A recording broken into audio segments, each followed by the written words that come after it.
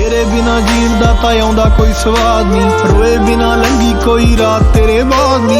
टुट गया तेरे बिना ओदा कमजोर नहीं सी, कन्ना विचों जांदी पुत कहण दी आवाज नी। शौक मेरे पूरे तू तां करदा ही रह गया, मेरी बारी आई खौरे किथे जाके बह गया। पैंदा क्यों भलेखा होवे लंघिया जो कोल दी, खौरे कानू करा मैं उड़ीक तेरी कॉल दी। पहली बारी बोलिया मैं बापू सी जुबान ते, बापू दे ना दिसे मेरी बन जांदी जान ते।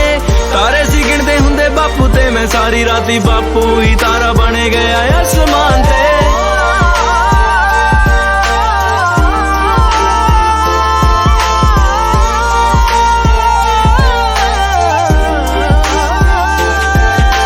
जिथे भी आ रखी बापू अपना ख्याल तू, सुपने च बस दस जाया कर हाल तू।